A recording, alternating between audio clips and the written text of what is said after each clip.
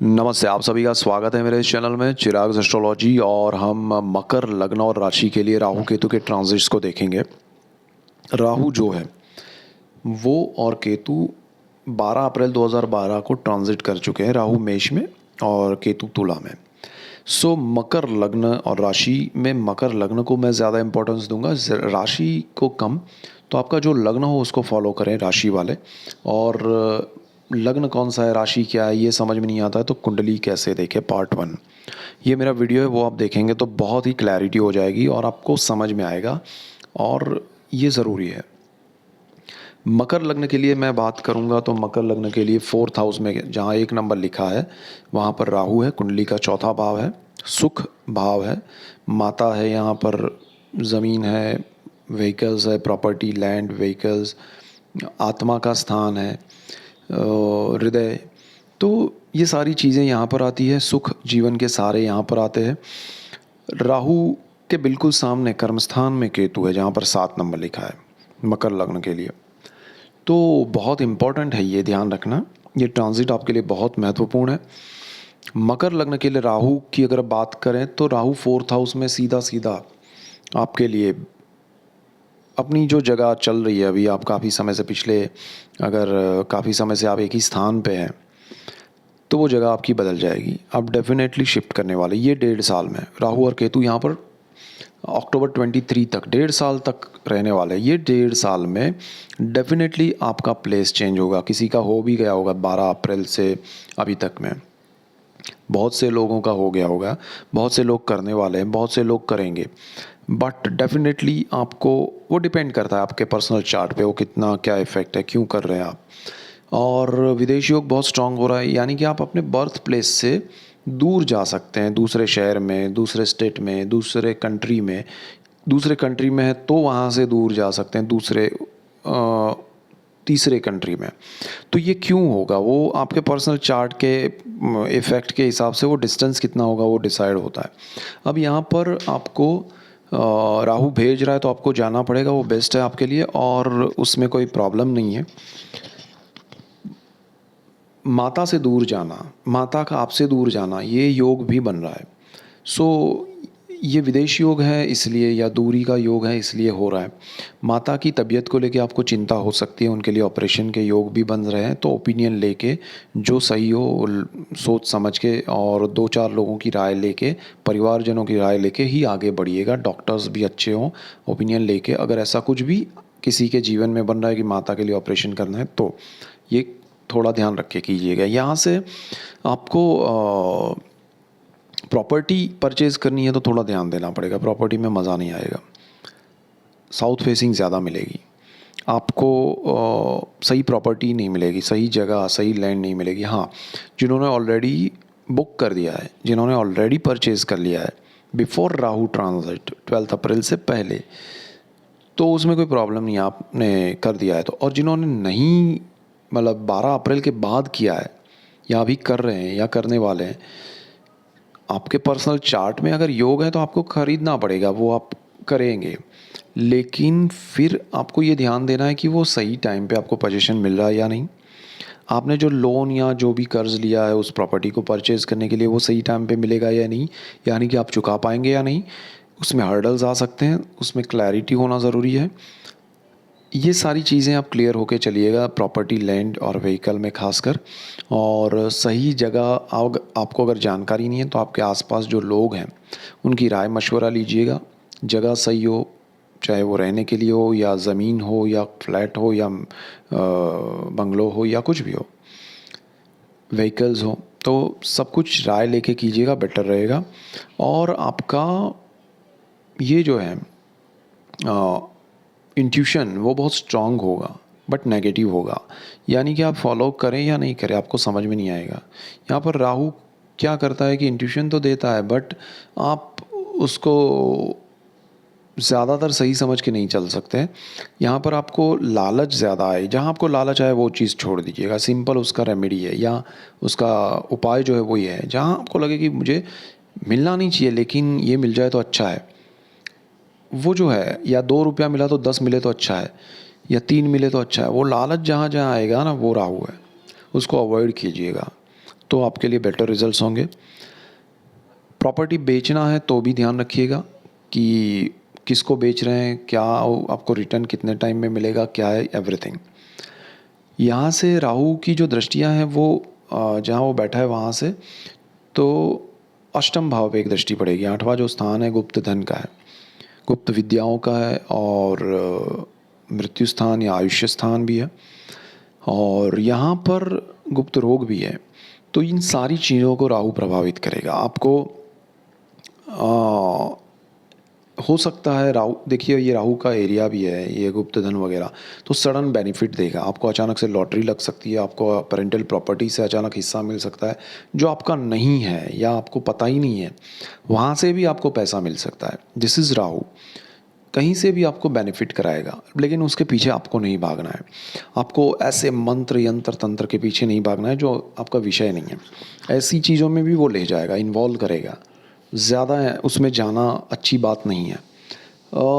रोग के बारे में ये कहूँगा कि राहु आपको कुछ रोग दे सकता है जो असाध्य होते हैं, यानी कि जिसका इलाज नहीं होता है। तो वो रोग आपको, अगर आपके पर्सनल चार्ट में अच्छे ग्रह रहे तो अच्छी बात है, अदरवाइज थोड़ा प्रॉब्लम होगा।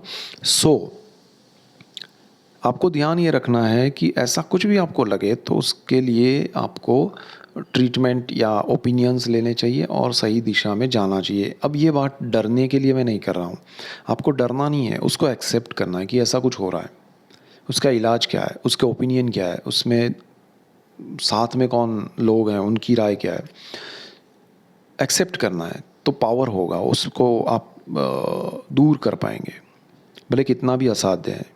असाध्य जो मैंने कहा वो दूसरों के लिए है, दूसरों की भाषा में, वो लैंग्वेज में वो है कि ये बहुत ही बड़ा रोग है, लेकिन राहु ही है वो जो आपको रोग भी बताएगा और दवा भी बताएगा, डॉक्टर भी बताएगा। तो आपको ओपिनियन इसीलिए लेने हैं और उसका इलाज भी करना है, और आपको क्योर भी होने लगेगा अगर आपने सही उसको समझ के आगे बढ़ने की कोशिश की तो, और आपके पर्सनल चार्ट में ग्रह अच्छे रहें तो ज़्यादा अच्छा हो जाएगा। और ये हर किसी के लिए होगा ऐसा भी नहीं है, ठीक है। यहाँ से आगे बढ़ते हैं तो राहु की एक दृष्टि है आपके 10th हाउस पे। 10th हाउस पे अब केतु भी बैठा है। 10th हाउस है हमारा पिता का स्थान है, कर्म स्थान है, बहुत सी चीज़ें हैं 10th हाउस में, और केतु वहाँ के बैठा है। दोनों के इफ़ेक्ट समझते हैं। अब केतु, जैसे मैंने कहा, अभाव है, हमेशा जॉब छोड़ देंगे आप। तो मकर लग्न वालों को केतु जॉब छुड़वाएगा, जो काम चल रहा है वो छुड़वाएगा डेफिनेट। तो आपको करना ये है कि भाई आपको नहीं छोड़ना है, जब तक आपको दूसरा कोई कंफर्मेशन 100% श्योरिटी के साथ नहीं मिलता है, आपको नहीं छोड़ना है जॉब। आपका राहु जो है वो भी वहाँ दृष्टि कर रहा है, तो आपको एक तरफ वो विदेश योग कर रहा है, आप जाएंगे बाहर तो जॉब छोड़ना पड़ेगा, लेकिन उस कंफर्मेशन के साथ जाते हैं कि वहाँ काम है तो ज़्यादा बेटर रहेगा।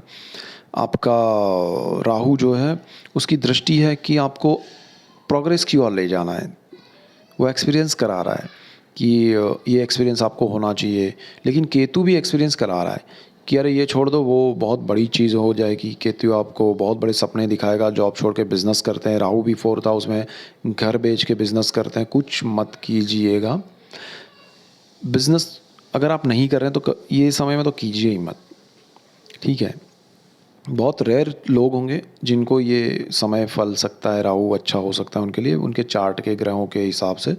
लेकिन बहुत ज़्यादा लोग होंगे जिनको तकलीफ़ होगी, जिनको ये राहु और केतु का इफ़ेक्ट काम बिज़नेस छोड़ के लॉस करा सकता है। तो सिंपल सा रेमेडी ये है कि आपको जो चल रहा है उसको छोड़ना नहीं है, और महादेव का मंत्र स्तोत्र करते रहना है, अच्छा रहेगा। और 10th हाउस को लेके पिता के स्थान को भी अगर हम कहें तो डिस्टेंस उनसे भी बढ़ेगा, डिस्टर्बेंस बढ़ेगा, बॉन्डिंग में थोड़ा कमी आएगी। और स्वभाव को एक्सेप्ट कीजिएगा तो बेटर रहेगा एक दूसरे के, अदरवाइज़ मज़ा नहीं आएगा। जो पिता है उनको पुत्र से होगा, पुत्र को पिता से प्रॉब्लम आएगा।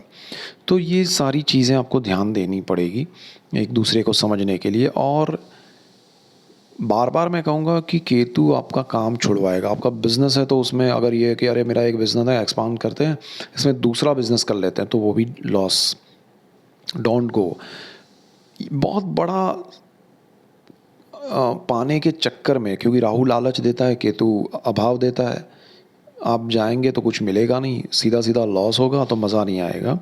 आपके लाइफ में जो चल रहा है उसको मेंटेन करना, उसको संभालना इज़ द बिगेस्ट रेमेडी। उसके बाद आगे बढ़ते हैं तो राहु जो है वो आपके 12th हाउस को देखेगा।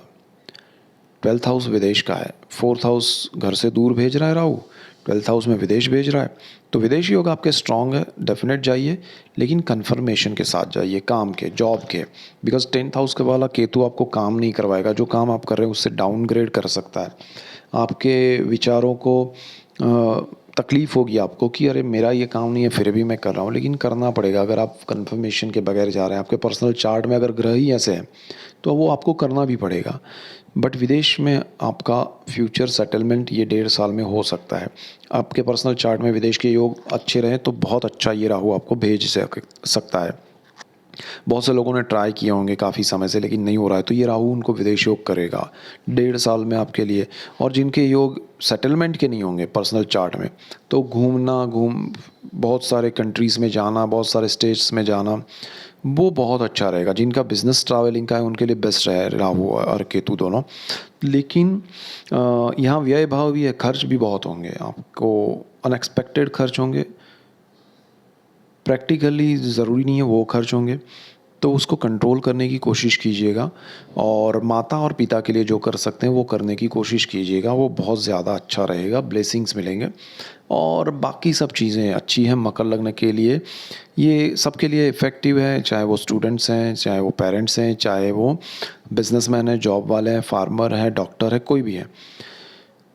डॉक्टर्स के लिए एक चीज़ होगी कि ये राहु उनके लिए एक अचीवमेंट भी दे सकता है बहुत बड़ा। जो पढ़ाई कर रहे हैं मेडिकल साइंस में, रिसर्च कर रहे हैं, रिसर्च के फील्ड में ये राहु बहुत अच्छा है। जो स्टूडेंट्स किसी भी पढ़ाई में हो, रिसर्च कर रहे हैं तो अच्छा है।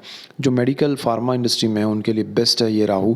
उनके गोल्स अचीव होंगे और उनको कुछ नया इन्वेंशन करेंगे, वो नई चीज़ आपको बहुत सपोर्ट करेगी, नाम देगी, यश देगी, तो वो भी एक चीज़ है। जो लोग विदेश में मेडिकल में पढ़ाई कर रहे हैं उनके लिए भी बहुत अच्छा है ये राहु का ट्रांजिट, केतु का ट्रांजिट। तो ये ध्यान रखिएगा कि सिर्फ़ और सिर्फ एक ही चीज़ ध्यान रखना है, कुछ भी करो काम नहीं छोड़ना, पैसे आने चाहिए लाइफ में। ये आपका मंत्र रखिएगा, यही रेमेडी है। और बाकी शिव जी की पूजा कीजिएगा, गणेश की पूजा कीजिएगा, तो आप बहुत आपको रास्ते दिखेंगे। आपको जब भी कन्फ्यूज़न होगा तो आप सही दिशा में निर्णय ले पाएंगे। और आपके पेरेंट्स है, फ्रेंड्स है, फैमिली मेम्बर्स हैं, उनकी राय लीजिएगा हर चीज़ में, तो बेटर रहेगा। सो ये मेजर पॉइंट्स है। That's it for today. Keep watching Chirag's astrology. Thank you for watching. God bless you and goodbye. Thank you.